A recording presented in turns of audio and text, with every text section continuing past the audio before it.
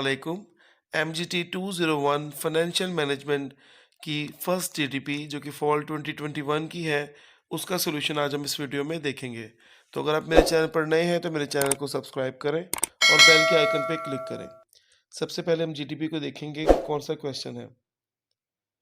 तो ये जो टोटल 2 मार्क्स की जीडीपी है और इसका जो आपको क्वेश्चन का डिस्क्रिप्शन है वो मैं आपको समझा देता हूँ।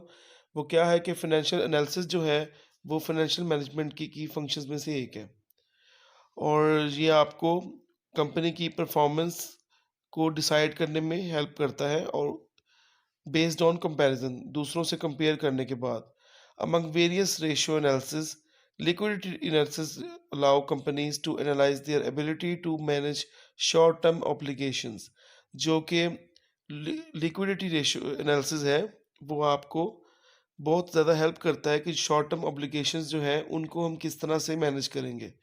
ये जो एनालिसिस है is significant if it is relative analysis in which comparison is made with some benchmark. जब ये रिलेटिव एनालिसिस हो और तब ये बेहतर होगा जब इसका कंपैरिजन किसी दूसरे बेंचमार्क के साथ हो। बेंचमार्क कंपैरिजन को ही कहा जाता है किसी एक खास स्टैंडर्ड के साथ। ठीक है, such comparisons help companies to improve their position and take right decision about management of various components of working capital that can ultimately improve their liquidity position। तो ये सारा जो है वो आपको कंपैरिजन करना है कि आपने ये सारा अगर करेंगे तो ये आपको किसी भी कंपनी को हेल्प करता है कि वो उसकी जो वर्किंग कैपिटल की कंपोनेंट है उनको मैनेज कर सकें और उनकी जो लिक्विडिटी पोजीशन है उसको बरकरार रख सकें। अब हमें करना क्या है। Following information has been extracted from the financial statement of ABC company to analyze liquidity position of the company based on current ratio। जो current ratio के बेस पे ये कंपनी की liquidity जो position है वो बताई गई है। नंबर 1 है जी, if an industry benchmark of current ratio is 2:1, calculate current ratio of ABC company from the following data and compare it with industry benchmark। आपने सबसे पहले इसमें ये करना है कि आपने को ये बेंचमार्क बताया गया है कंपनी के करंट रेशो का।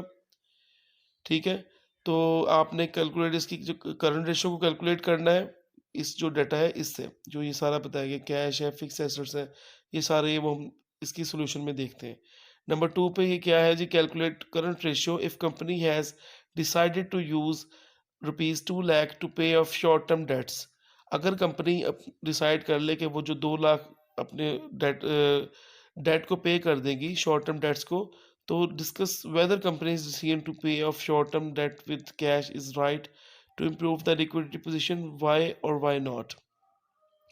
ये आपने बताना है कि अगर इस तरह कंपनी डिसीजन कर ले कि वो अपने शॉर्ट टर्म डेट्स को पे कर दे तो कैश को की जो लिक्विडिटी पोजीशन को इम्प्रूव करना बेहतर है क्यों क्यों है और क्यों नहीं है।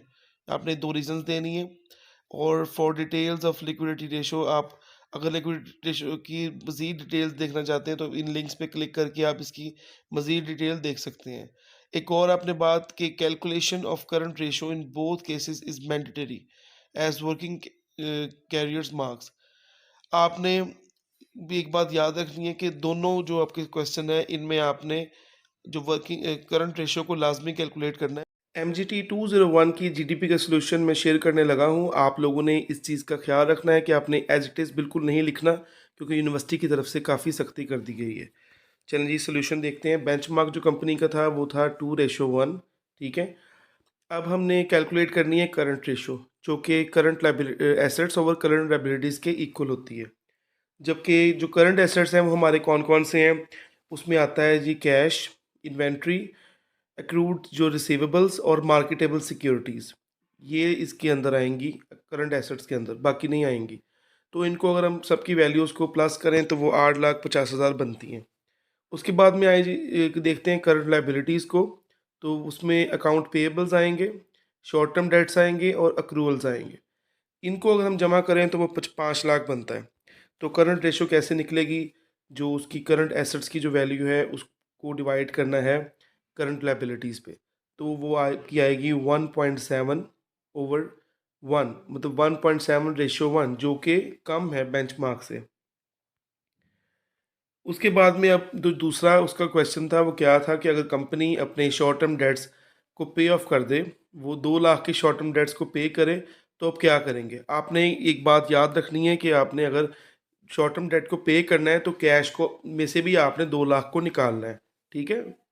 तो जो 4 लाख है उसमें से आपका 2 लाख निकल जाएगा और उधर से आपकी जो 2.5 लाख के शॉर्ट टर्म डेट्स हैं उसमें से आपका 2 लाख निकल जाएगा। तो मैंने आपको ये टोटल करके बता दिया इधर से, ठीक है? मैंने सीधा करंट एसेट में से टोटल वैल्यू में से निकाल दिया है।